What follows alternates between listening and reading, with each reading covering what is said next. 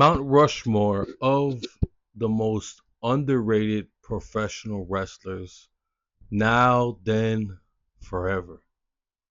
And the first one on my list, first off,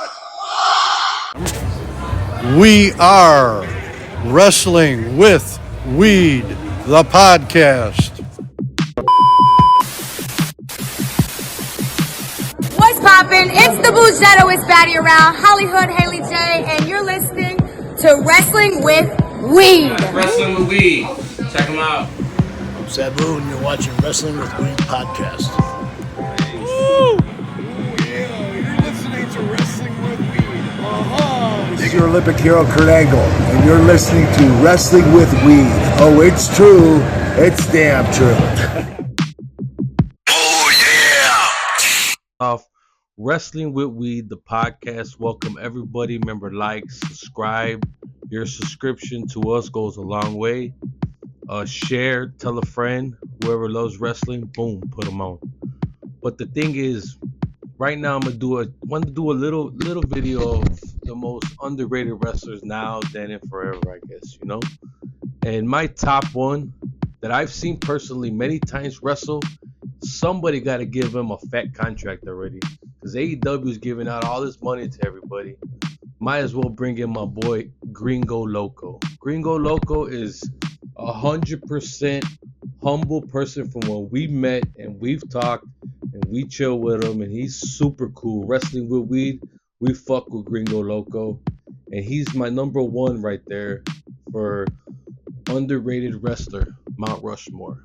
My second one would be Dean Malenko, the man of 1,000 holds, 1,001 holds, the Iceman, Dean Malenko. Now, he is a technical wizard. Now, if that dude was in WWE in the 90s, he could have had great matches with Shawn Michaels. He could have had great matches with Bret Hart.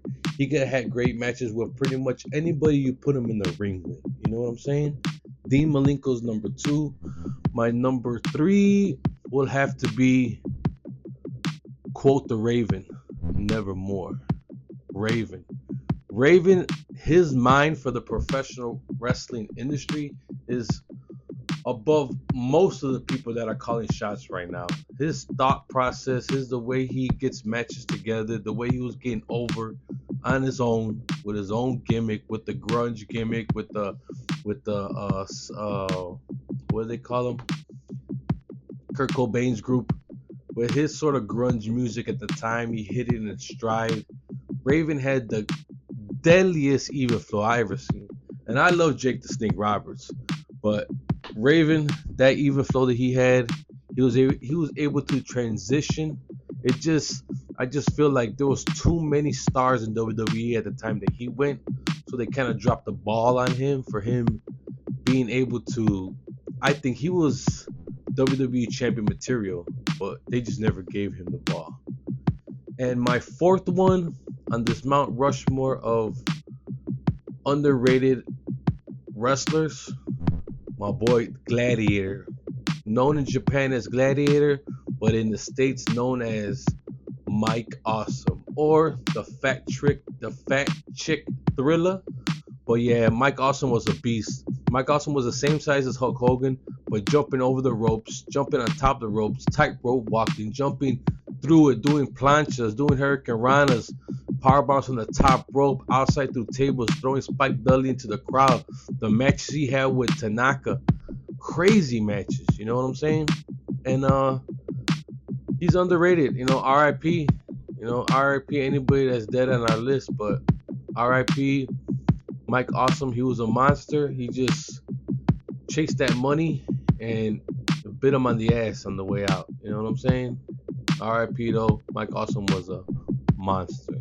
So my Mount Rushmore: Gringo Loco, the man of 1,001 holds, Raven, and Mike Awesome. Post in the comments, what is your Mount Rushmore of underrated professional wrestlers? Remember, like, subscribe. We gone.